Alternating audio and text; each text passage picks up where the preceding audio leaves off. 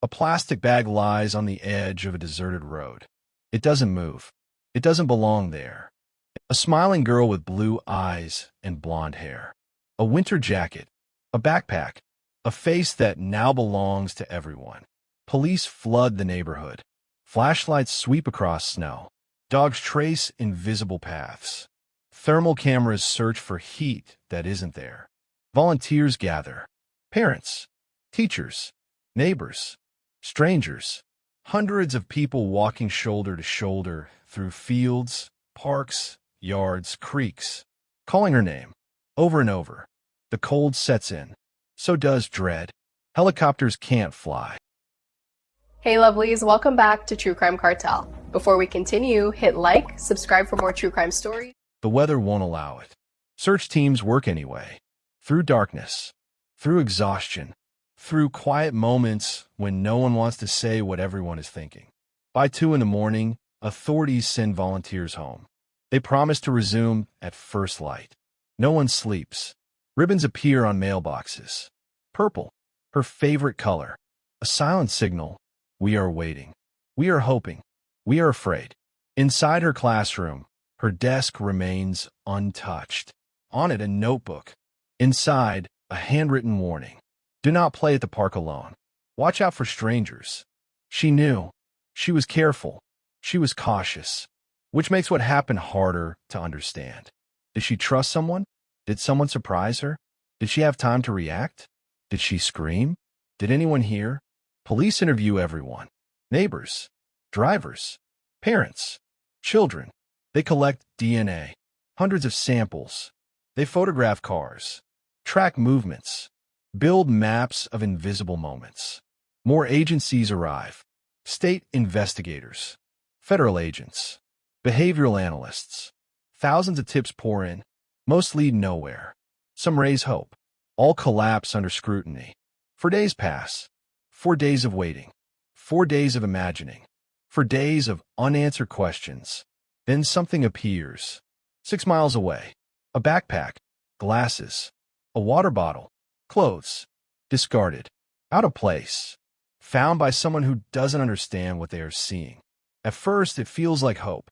If her things are here, maybe she isn't. Maybe she walked. Maybe she escaped. Maybe she is hiding. Maybe she is alive. That hope lasts less than 24 hours. Because the next discovery ends it. A heavy bag. On the side of a road. Opened by police. Inside. Something no parent should ever have to imagine. Only part of her. Not all of her. Enough to confirm the truth. Not enough to explain it. A wooden cross is found nearby. Its meaning is unclear. Its presence is chilling. Investigators shift their language. They stop saying missing. They start saying justice. They acknowledge what no one wanted to accept. There is a predator in this community, and he is still free. Vigils form. Candles flicker. Songs are sung. Children hold signs. Parents hold each other. A town that believed it was safe learns that safety is fragile. Every stranger becomes suspicious. Every shadow becomes threatening. Every silence feels loaded. Police widen their search. They study sex offender lists, analyze cell tower data, compare cases. Then they find something. Months earlier, a jogger, attacked, a cloth soaked in chemicals, dragged toward bushes. She escaped. Barely. Her attacker vanished. DNA was collected. Now it matches. 2 crimes. 1 person, but no name, no face, no suspect. Just a growing sense that this was never random, and that the person responsible has been watching this entire time. From somewhere close, from somewhere familiar, from somewhere no one is thinking to look. And as the town searches outward, the truth is already sitting quietly inside it, waiting, unnoticed, unquestioned. For now, fear does not arrive all at once. It seeps in. It moves through kitchens and classrooms, through parked cars and empty parks, through conversations that stop when someone new walks into the room. It settles into routines and quietly reshapes them. Parents stop letting their children walk alone. Doors are locked earlier. Lights stay on later. Curtains remain half closed. Every unfamiliar vehicle becomes a possible threat. Every unfamiliar face becomes something to study. The disappearance is no longer just about one girl. It becomes about vulnerability, about proximity, about the uncomfortable realization that whoever did this did not come from far away. They were close enough to know, close enough to wait, close enough to strike and vanish without being seen. Investigators understand this immediately. Abductions of this kind are rarely spontaneous. They require timing. They require awareness. They require confidence. Someone watched her leave. Someone knew the route. Someone knew when she would be alone. Someone knew there would be a moment with no witnesses. And someone took it. But who? Police begin working backward, not from the crime scene, from her life. They reconstruct her world piece by piece. Her school, her teachers, her friends, her family, her routines, her habits, her fears, her strengths. She's described again and again in the same way. Kind, helpful, energetic, creative, independent, careful, not reckless, not rebellious, not prone to wandering, which makes one question unavoidable. Why her? Why that morning? Why that moment? Detectives interview the children she usually walks with. They ask about strangers, cars, men, anything unusual. The answers are frustratingly ordinary. Nothing stood out. Nothing felt wrong. Nothing seemed dangerous. That ordinariness becomes its own mystery. Because something happened. Something precise. Something planned. But it left no obvious trace. No screams reported. No weaknesses. No struggle in the street. No abandoned vehicle. No trail. Just absence. Investigators examine the park. The benches. The paths. The trees. The snow-covered grass. They look for footprints. Tire tracks. Disturbances. But days have passed. People have walked through. Weather has erased details. Time has softened evidence. What remains is ambiguity. They turn to her family. Not out of suspicion. Out of necessity. Every case demands it. Her parents cooperate fully. They provide DNA, phones, records, schedules. They answer questions no grieving parent should have to answer. Where are you? Who were you with? When did you last see her? What was your relationship like? Do you know anyone who might hurt her? They are cleared. Quickly. Thoroughly. Publicly. The investigation pivots. Stranger abduction. The most terrifying category. The hardest to solve. The rarest. And the most dangerous. Because it means the offender is unknown, uncontained, and capable of repeating. Behavioral analysts are brought in. They study patterns. They examine the disposal of her belongings, where they were placed, how they were arranged, why certain items were chosen. Her glasses, her clothes, her backpack, items that signal vulnerability, items that suggest finality, not random trash. A message, not written in words, but in placement. The message seems clear. She is gone. Stop hoping. The community refuses to stop. Searches continue. Flyers multiply. Social media amplifies. Every tip is followed. Every rumor examined. Every possibility explored. Thousands of leads. Almost all of them dead ends. Some accuse neighbors. Some accuse strangers. Some accuse former classmates' relatives. Some accuse men who simply look off. Innocent people become targets of suspicion. Whispers travel faster than facts. Lives are disrupted. Reputations damaged. Fear distorts perception. Meanwhile, detectives begin seeing connections. The jogger. The attempted abduction. The chemical-soaked cloth. The location. The timing. The proximity. The DNA. The conclusion is unavoidable. The same person, which changes everything. Because now they know something about him. He plans. He prepares. He experiments. He learns from failure. He adapts. The first attempt didn't stop him. It educated him. It taught him what didn't work. It taught him to choose smaller victims, quieter places, faster methods. This is not someone acting on sudden rage. This is someone refining a process. Which raises another question. How long has he been thinking about this? Police release a behavioral profile. Not a face, not a name, a pattern. Male, local, familiar with the area, possibly socially isolated, possibly struggling, possibly hiding in plain sight. They ask residents to look for changes.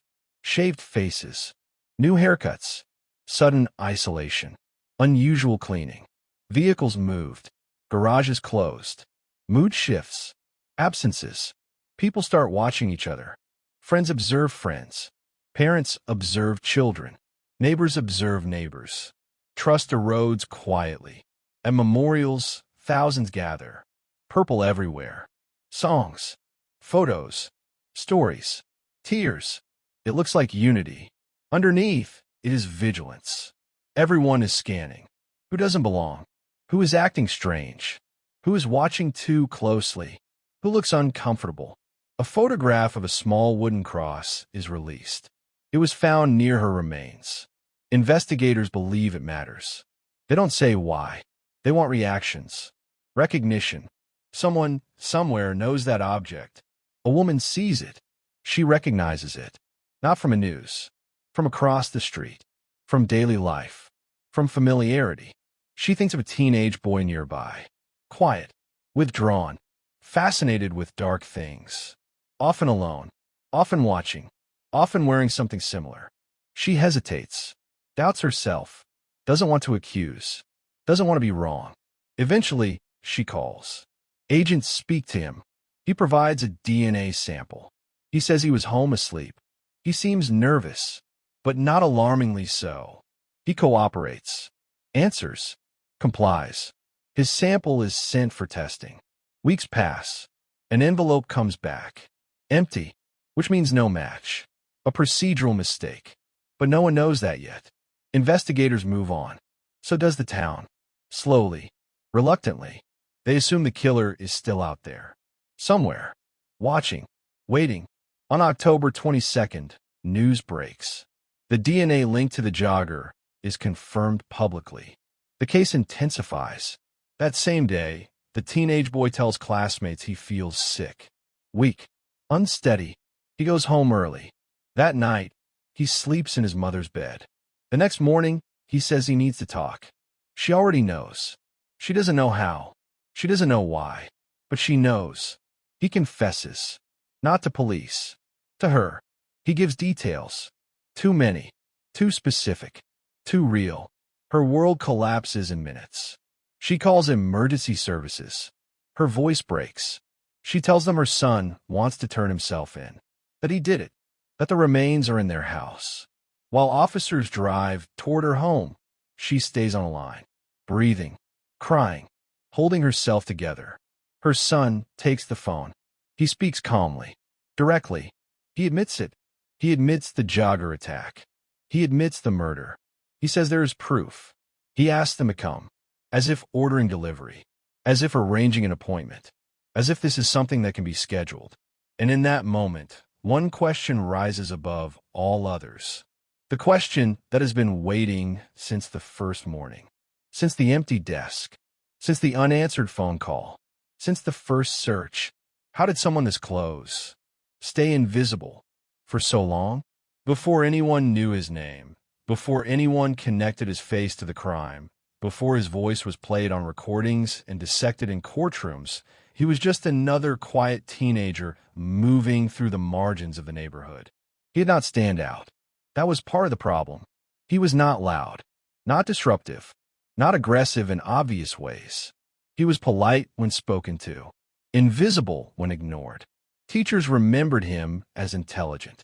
Neighbors remembered him as distant. Classmates remembered him as strange. Not threatening, just different. He preferred isolation to crowds, screens to people, dark subjects to ordinary conversation. While other children learned how to navigate friendships, flirtation, rejection, embarrassment, and compromise, he learned something else. How to retreat, how to observe, how to construct an inner world no one else could enter. His parents divorced when he was young. They tried to cooperate. They tried to remain supportive. They tried to stay involved. From the outside, the structure looked stable enough. From the inside, something was missing. Consistency, emotional grounding, limits that were enforced rather than discussed. Like many adolescents who feel disconnected, he turned to the internet. At first, it was ordinary. Games, videos, fun. Then curiosity shifted. Gradually, almost invisibly. What begins as shock becomes familiarity. What begins as curiosity becomes routine. What begins as discomfort becomes stimulation. He discovered violent and abusive material early, younger than most, before he had the emotional tools to process it, before he had the maturity to contextualize it, before he had the ability to reject it. Instead, he absorbed it. It became part of his private landscape, something he returned to when he felt bored, when he felt lonely, when he felt powerless. Over time, the material escalated. Like any addiction, it required stronger doses, more extreme content, more disturbing imagery, more elaborate fantasies. The ordinary stopped working. It no longer produced the same reaction. So he searched deeper, darker, more specific.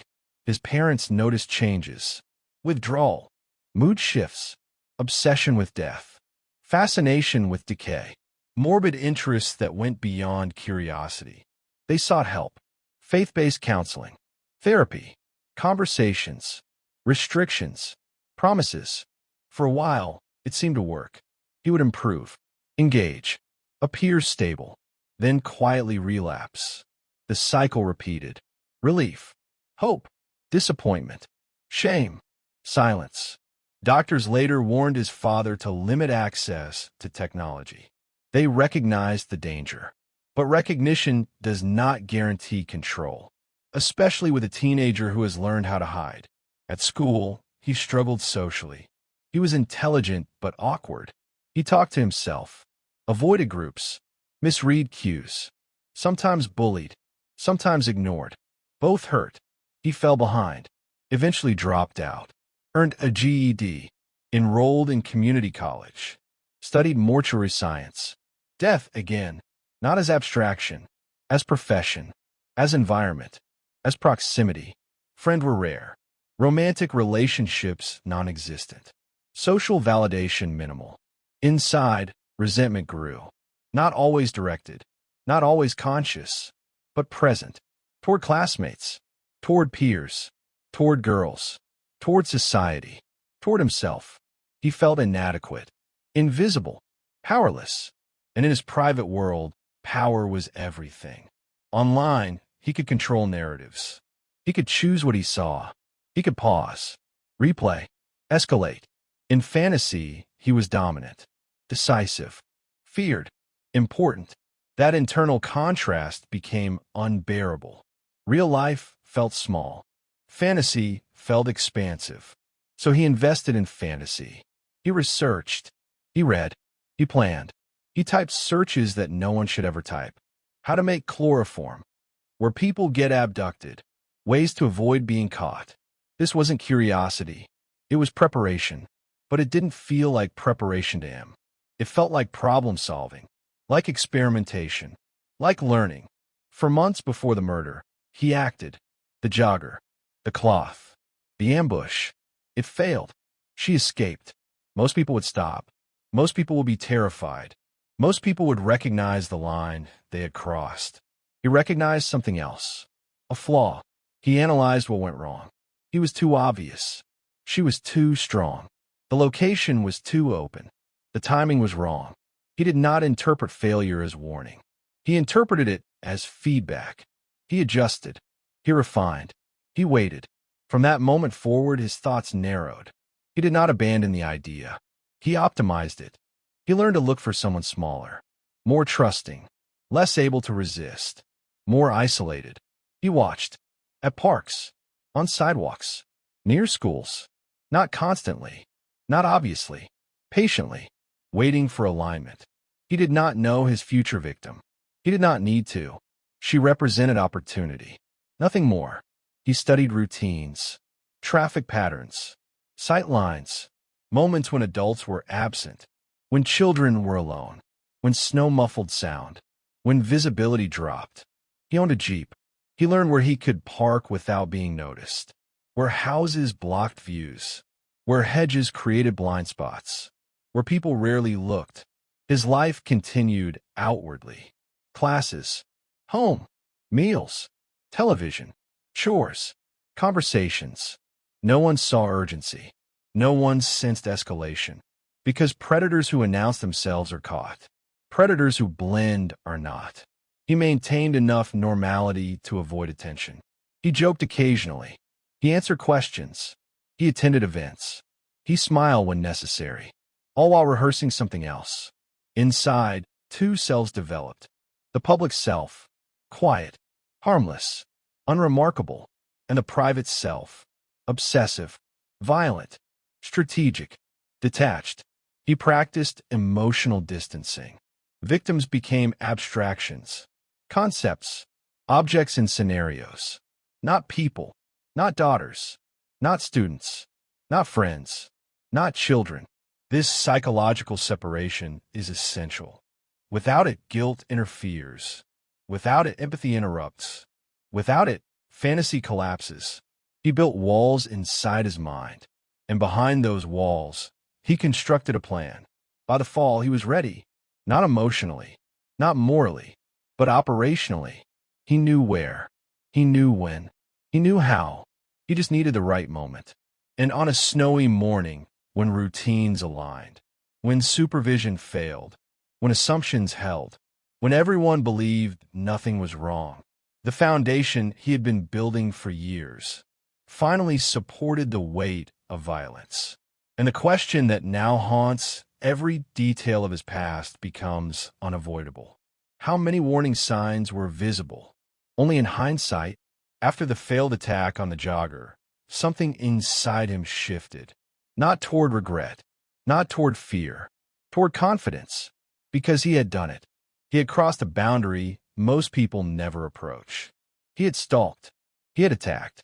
He had almost succeeded, and he had not been caught. No police knock, no public sketch, no arrest, no consequences. To him, that absence felt like permission. It told him he was capable. It told him he was smarter than the system. It told him he could refine this. Make it work next time. From that point forward, his private life became more structured, more disciplined, more intentional. He stopped searching randomly. He began researching systematically. Chemical properties, dosages, methods, detection, crime scenes, forensics. He learned how evidence travels, how DNA lingers, how mistakes expose offenders. He consumed documentaries, case studies, interrogation videos, not as warnings, as manuals. He imagined himself inside them, compared techniques, evaluated outcomes. He learned what not to do. He learned what had gotten others caught, and he believed he could do better. At the same time, his public life grew quieter. He withdrew further, reduced contact, spent more time alone. People noticed, but not enough. Quiet boys are common. Socially awkward teenagers are common. Nothing about him screamed danger. It whispered it, and whispers are easy to ignore. He began driving aimlessly, not to relax, to scout. He learned traffic rhythms, school schedules, lunch periods, shift changes, when adults left for work, when children left for school, when parks emptied, when sidewalks filled. He memorized patterns. He created mental maps. He identified zones of opportunity. This was an obsession in the way movies portray it. No frantic walls of photos. No muttering to himself. It was calm, methodical, almost academic. He was preparing for something he felt destined to do. Inside, he framed it as inevitability. Not choice, not responsibility, just momentum, something that had been building too long to stop. His fantasies evolved. They became more detailed, more scripted, more realistic. He stopped imagining vague scenarios. He imagined specific environments, specific victims, specific sequences. What he would say, what he would do, how long it would take, how he would leave. Rehearsal reduces anxiety. For him, rehearsal increased certainty. He no longer wondered if he could. He wondered when. His parents still tried, still encouraged, still worried, still hoped. But hope weakens when nothing dramatic happens. There were no explosions, no arrests, no verdadons. Just a son who stayed in his room, used his computer, went to class, came home, a slow drift into darkness, unremarkable, and therefore unchallenged. He became fascinated with control, not only over others, over himself. He trained his emotions, suppressed reactions, muted empathy, learned to appear neutral, unimpressed, unbothered. He practiced lying, small lies first, harmless ones, then bigger ones, about whereabouts, about activities, about feelings. He learned what convinced people. Tone, timing, confidence, specificity. He mastered it, which is why later officers would initially believe him. He knew how to sound ordinary. He waited. Weeks passed. Nothing happened. No opportunity felt perfect. He rejected dozens of moments. Too many people, too much visibility, too much risk. Patience became part of his identity. Then came that morning. Snow on the ground, muted sound, reduced foot traffic, children walking, adults rushing, windows closed. He was driving, not hunting, he would later say, just moving, just watching, just existing, until he saw her. Small, bundled, alone, carrying a snowball. Not afraid, not cautious, not aware.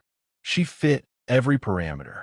Age, size, location, timing, isolation. He parked, adjusted his seat, lowered himself slightly, made himself invisible. He waited. Seconds, minutes. His heart rate rose. Not with fear, with anticipation. She approached, crossed the street, past his vehicle. That was the moment. No dramatic music. No hositashchen. He opened the door, grabbed her, pulled her inside. She screamed, but snow absorbed sound. Houses were closed. People were inside. Routines protected him. He restrained her, drove. No one followed. No one noticed. No one intervened. From his perspective, everything worked. The plan, the location, the timing, the concealment. He later said he knew immediately she would die. Not because he had to, because he had decided. Once she was inside the vehicle, there was no future scenario where she was released. That decision had been made long before. Now it was simply being executed. He took her home, a place of safety, a place of familiarity, a place no one suspected. He believed he was in control, completely. That belief is the essence of assent. The moment when offenders feel untouchable, smarter than law enforcement, better than previous criminals, unique, special, above consequence. He thought he had perfected it. No weaknesses, no chase, no mistakes, no immediate trail, a clean abduction. He did not understand yet. That control is always temporary. That every crime carries seeds of exposure. That every sense of superiority contains the beginning of collapse. Because while he believed he was rising, the systems around him were already adjusting. The search was expanding. The data was accumulating. The pressure was building, quietly, relentlessly, and somewhere inside his own mind, cracks were already forming. Cracks that would soon become impossible to hide. For a brief moment after it was over, he felt something close to relief. Not peace, not satisfaction, relief. The tension that had been building for years had finally discharged. The fantasies had become reality. The planning had been executed. The unknown had been replaced with experience. He had crossed the final boundary, and he was still free. He returned to his routine. Classes, home, meals, screens, conversations. He expected suspicion. He expected police. He expected chaos. None of it came. At first, the world continued as if nothing had happened. That reinforced his belief that he was untouchable. that he had done everything right, that he had outsmarted everyone. But pressure does not always arrive loudly. Sometimes it arrives as silence, as waiting, as anticipation, as constant internal monitoring. He began watching the news obsessively, checking updates, reading articles, refreshing pages, looking for himself, looking for clues that he had been discovered. Every broadcast became a test, every press conference a threat, every new detail a potential exposure. He analyzed language. What did they know? What didn't they know? What were they guessing? What were they hiding? At the same time, he had to manage evidence. The physical reality of what he had done. Objects, residue, smells, traces. He dismantled, cleaned, disposed, experimented. Some methods failed. Some worked. He adapted. He tried to erase a crime that could never truly be erased. The remains, the clothing, the personal items. Each decision was calculated. Where to leave them? How far? How visible? How symbolic? He didn't discard randomly. He curated. He wanted them found. Not immediately. Not too late. At the right time. To communicate finality. To end hope. To assert control. This is why certain items were chosen. Why certain locations mattered. Why nothing felt accidental. While the town searched desperately, he watched. He walked among volunteers, passed posters, heard prayers, listened to parents talk about fear, and said nothing. This dual existence became exhausting. One self in public, another in private. Constant vigilance, constant performance. Every conversation became risky. Every question potentially dangerous. Every glance potentially suspicious. He learned to monitor himself. Tone, posture, expressions, breathing. Normal people do not think about these things. Predators do. The pressure intensified when the backpack was found. 6 miles away. News broke. Hope surged, then collapsed. He watched reactions. He watched interviews. He studied emotional responses. He evaluated how people interpreted the discovery. Did they suspect foul play? Did they suspect relocation? Did they suspect survival? He adjusted his expectations. Then came the discovery of remains. This changed everything. Now it was murder, not disappearance. Now the FBI was involved. Now behavioral analysts were public. Now profiles were circulating. Now vigilance multiplied. He felt it in the air. The town was hunting, not searching, hunting. He began noticing patrols, roadblocks, canvassing, officers knocking on doors, interviewing neighbors, collecting DNA. His house was visited. He answered calmly, provided information, gave a sample, looked cooperative, harmless, normal. Inside, panic surged, but he suppressed it. This was the test, the moment his preparation was for. He had rehearsed this. He knew what to say. He knew how to say it. He knew when to pause. He knew when to appear confused. He knew when to seem concerned. And it worked. They left. Days passed. Then weeks. He received confirmation. An empty envelope. No match. No suspicion. No follow-up. From his perspective, he had one. He relaxed. Slightly. Not fully. But enough to breathe. Enough to believe. Enough to feel powerful. But pressure does not disappear. It mutates. Now he feared exposure through mistakes, through slips, through conscience, through dreams, through intrusive thoughts. He began feeling physically ill. Headaches, nausea, fatigue, anxiety. His body was reacting to sustained stress. His mind interpreted it as weakness. He hated it. He felt fragile, out of control, the opposite of how he wanted to feel. He sought comfort. He returned to old habits, online content, isolation, fantasy, but no longer worked. Nothing matched the intensity of reality, which left him restless, unstable, unsatisfied. Then the media announced the DNA link to the jogger. Publicly, officially, definitively. 2 crimes, 1 offender. Suddenly, the case sharpened. Resources doubled. Attention intensified. He felt exposed. He knew his DNA was out there. He believed it had been tested. He believed he had passed. But now he wondered, what if it hadn't? What if it was delayed? What if it was lost? What if it was mislabeled? What if it was sitting in a lab, waiting? Uncertainty returned. Crushing. He became visibly distressed. Classmates noticed. Teachers noticed. His mother noticed. He claimed illness, weakness, dizziness. He slept more, spoke less, avoided interaction. At night, he could not rest. He replayed scenarios. What if they come? What if they already know? What if someone talks? What if a neighbor remembers something?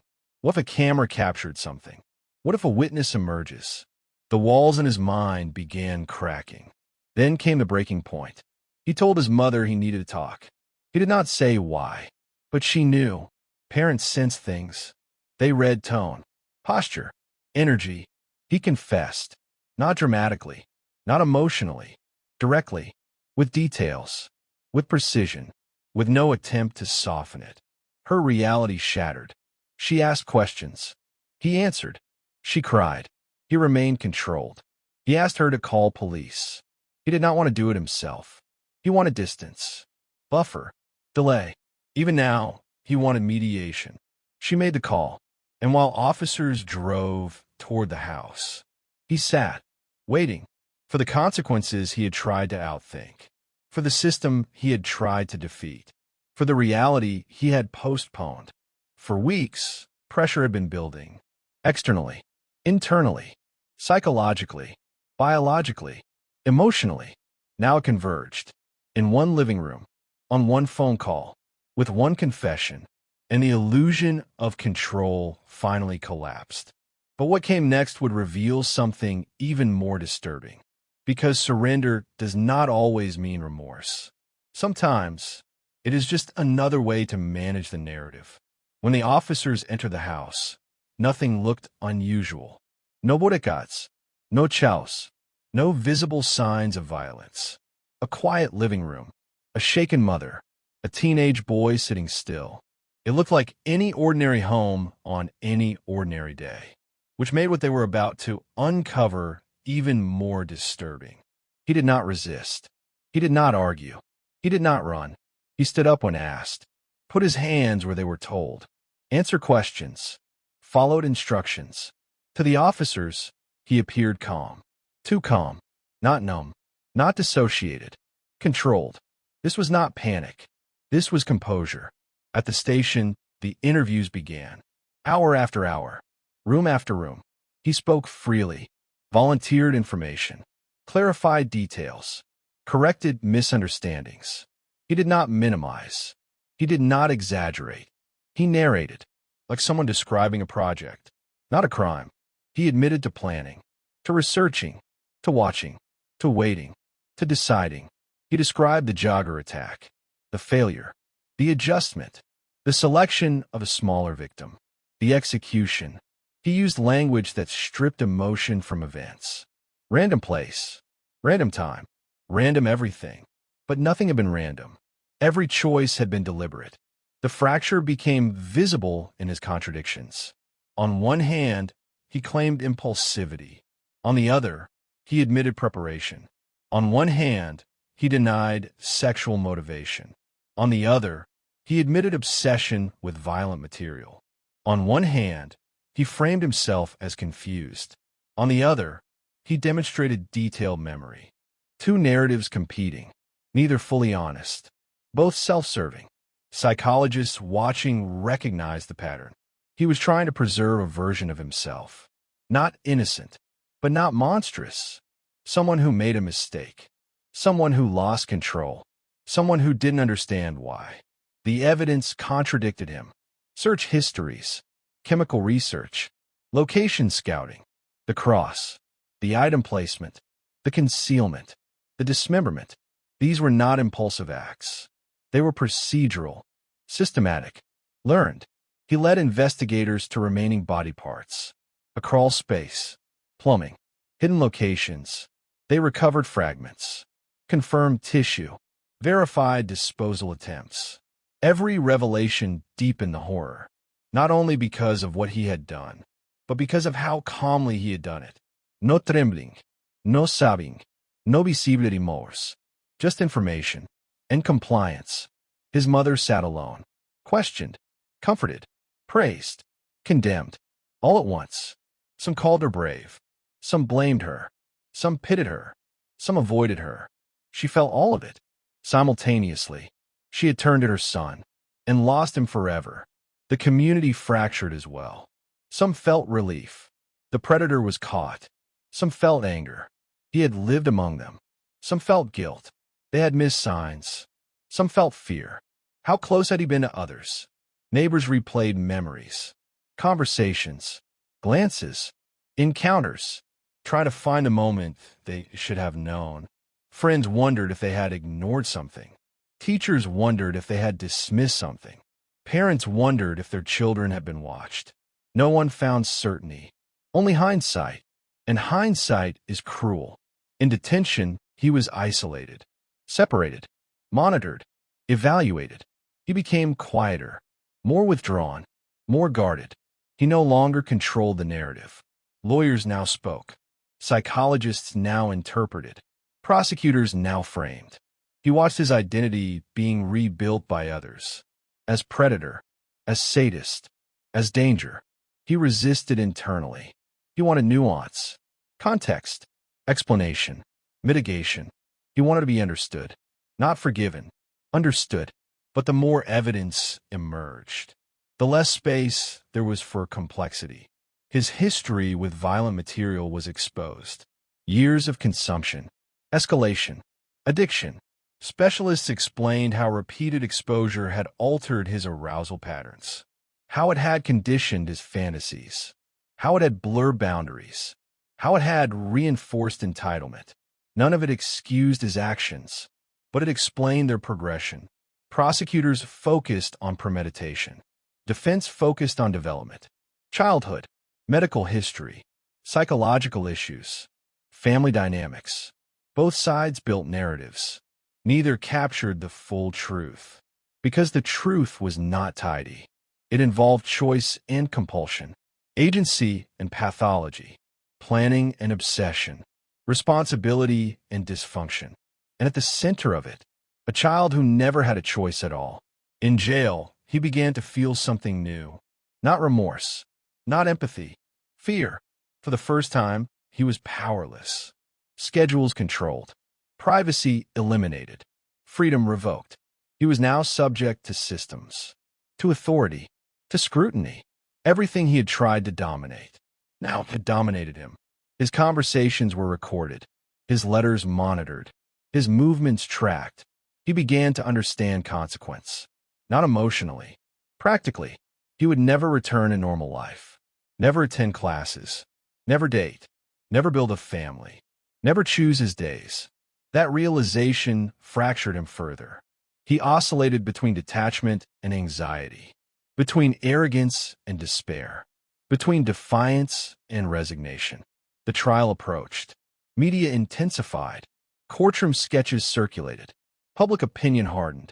He pleaded not guilty, despite confession, despite evidence, despite remains found in his home. The plea shocked many, but it fit his psychology. Not denial of facts, denial of identity. He could not fully accept being what he was. Not yet, not publicly, not permanently. So he resisted, legally, symbolically, mentally, and that resistance would soon collapse. Because the next phase demanded something he could not sustain. Ownership of everything, without control, without filters, without illusion. Too comprehensive. Going to trial would expose every detail publicly. Every photograph, every description, every forensic finding. It would re-traumatize the family. It would sensationalize the violence. It would prolong suffering. And it would almost certainly end in conviction. With maximal sentencing, the attorneys began discussing plea negotiations. Not bargains. There were none. Concessions. There would be none. But procedural resolution. Guilty pleas. Avoidance of trial. Acceptance of responsibility. The only leverage left was time. Length. Structure. He resisted at first. Pleading guilty meant surrendering narrative control. It meant admitting fully, without filters, without framing, without justification. It meant standing in court and saying, I did this. All of it. On purpose. He was not ready. Weeks passed. The pressure mounted. Public expectations grew.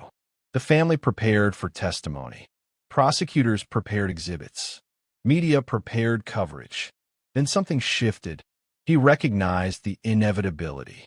Every appeal would fail. Every argument would collapse. Every story would be overridden by evidence. There was no version of events where he walked free. No version where he was misunderstood into leniency. No version where time healed this. He could delay, but not escape. And delay only increased exposure. So he agreed. Almost a year after the crime, 2 days before trial, he pleaded guilty to 15 charges. First-degree murder, sexual assault, kidnapping, exploitation, attempted murder, no contest, no theatrics, no speech, just admission.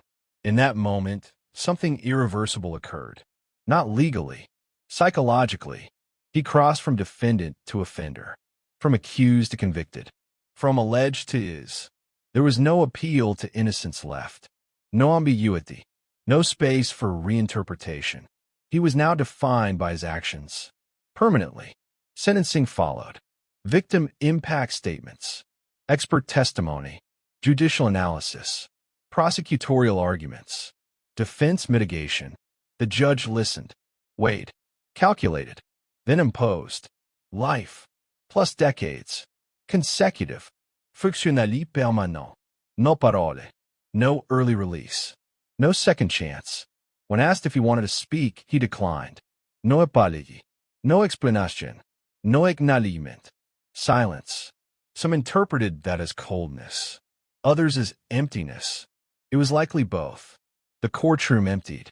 The headline spread. Justice declared. Closure promised. But nothing felt closed. Because sentences do not restore lives. They do not rewind mornings. They do not reopen doors. They do not erase snow. They only contain danger. And even that, only imperfectly, because the consequences of this crime would ripple far beyond prison walls. Into families, into memories, into identities, into futures that would now always include this story. And the final act of control he had left had just been surrendered. Forever. When the sentence was read, it did not sound dramatic. No gavel slammed. No shouting eruptive. No cinematic collapse followed. Just numbers. Years. Consecutive terms. Life. 86 additional years. Language that translated into one reality. He would never leave prison. Not as a free man. Not as an old man. Not in any meaningful sense. The courtroom absorbed it quietly. Some people cried. Some closed their eyes. Some stared forward. Some exhaled for the first time in months. The judge called it necessary. The prosecutor called it protection. The media called it justice. But for those closest to the case, it felt more complicated. Because punishment does not feel like victory. It feels like finality. And finality is heavy. He stood motionless. No visible reaction. No checking. No tears. No protest. He nodded once. Almost imperceptibly. As if acknowledging an expected outcome. As if confirming a calculation. As if checking off the last step of a process. He was led away. Handcuffed. Escorted. Separated from public life. For good. Inside the transport vehicle, reality began to shift. No more hearings. No more attorneys. No more cameras. No more options. Only institutions. Schedules. Cells. Rules. Prison intake is designed to erase identity. Clothes removed. Belongings cataloged. Hair cut. Photographed. Fingerprinting. Medical screening. Psychological assessment. He became a number. A file. A classification. High risk. High profile. Sex offender. Violent offender. Special housing. Isolation. For his safety. and for everyone else's. The loss of autonomy was immediate. Lights on at fixed times, meals at fixed times, movement at fixed times, silence at fixed times.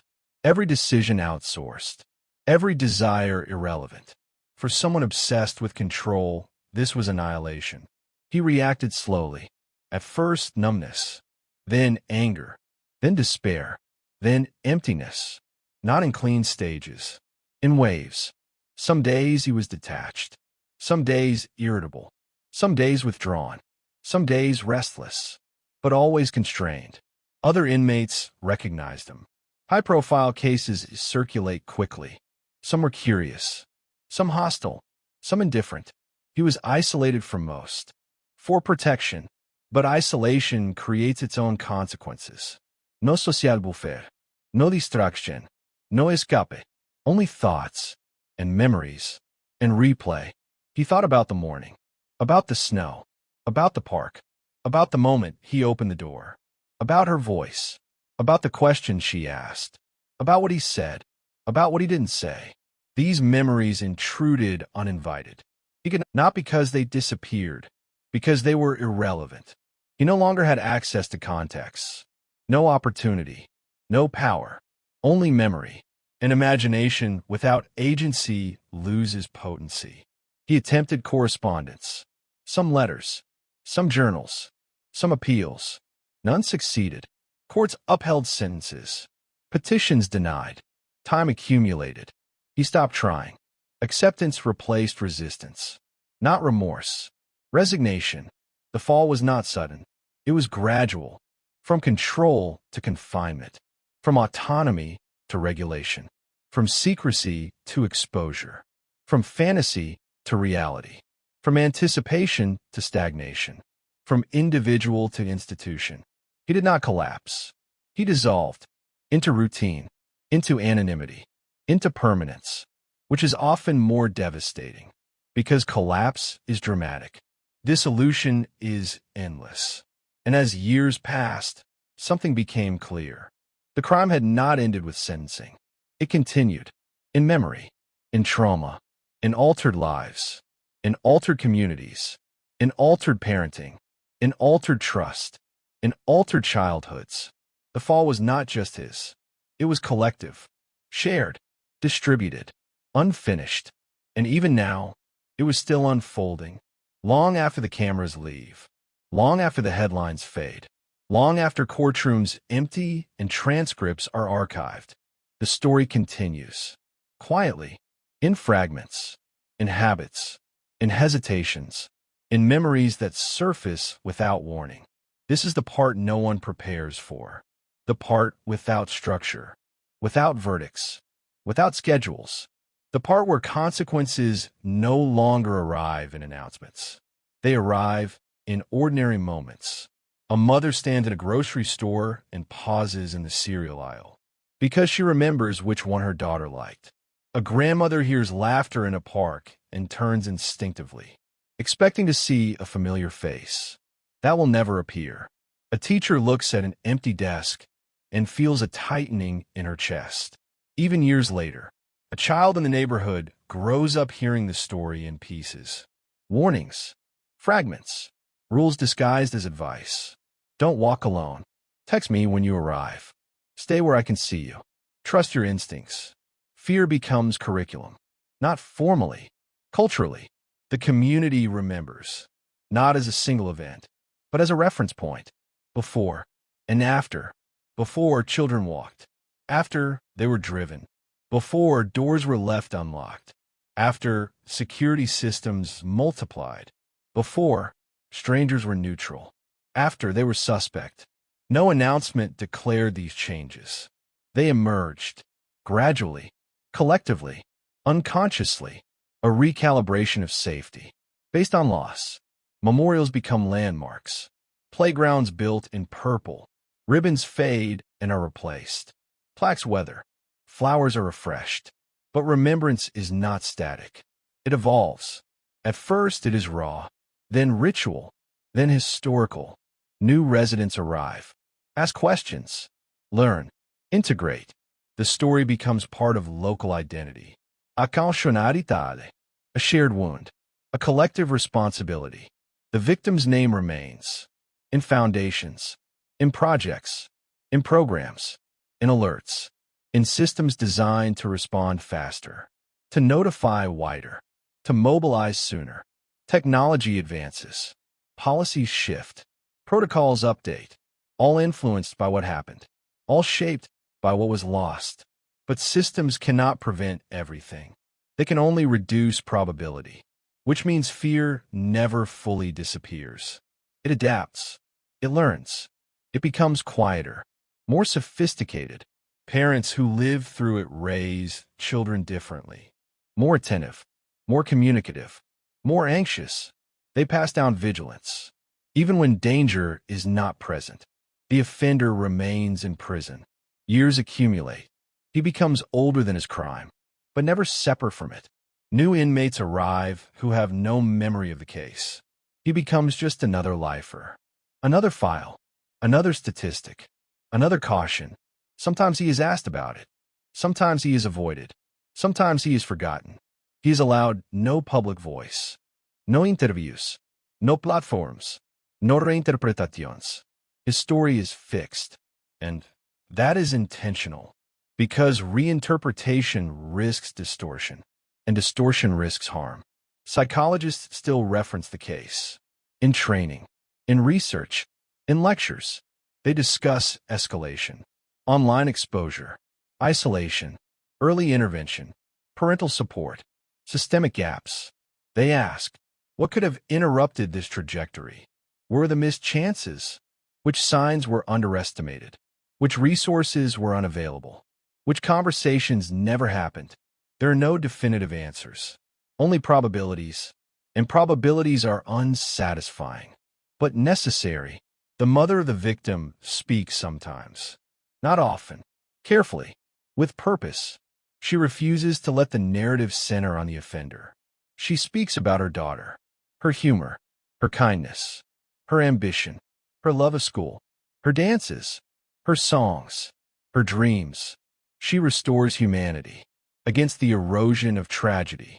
She refuses to let her child become only a headline, or a case, or a statistic. She insists on memory.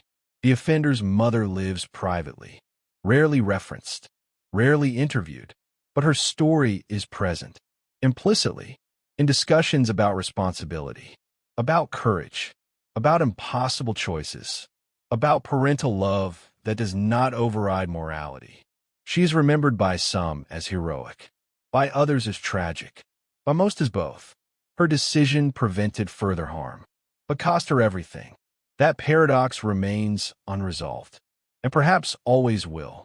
Children who were the same age as the victim are now adults. They remember fragments, assemblies, announcements, searches, parents whispering, news on television. They grew up with an awareness of vulnerability. Earlier than most, some became cautious, some became advocates, some became indifferent. Trauma does not distribute evenly. It echoes differently in each life it touches. Some move away, but carry the memory. Some stay and integrate it. Some never think about it until something triggers it.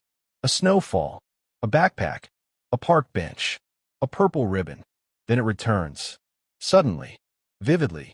The case is cited when new disappearances occur. Journalists reference it. Police recall it.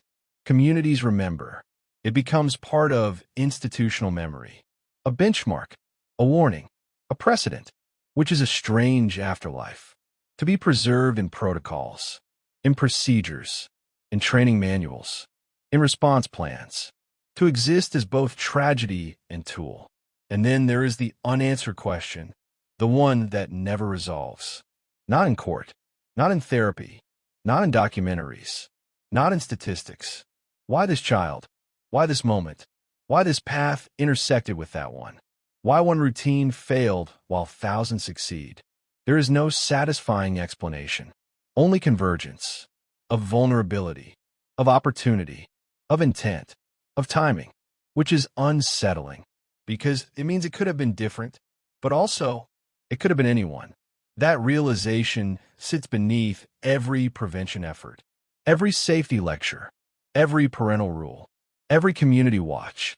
It is never fully acknowledged because it is too heavy, but it is always there. The final echo is not sound. It is awareness, a permanent adjustment in how people perceive risk, in how they interpret silence, in how they read environments, in how they evaluate normality. The cold open began with a bag on the roadside, a moment noticed by chance. That moment did not end anything. It started everything. Years of consequences, layers of memory, generations of caution, lives reshaped, not by a single act, but by its aftermath. And somewhere in a quiet neighborhood, snow still falls, children still walk, parents still watch, and every ordinary morning still carries an invisible question. How much of safety is real, and how much is just belief? Because once belief is broken, it never fully returns. It only adapts and waits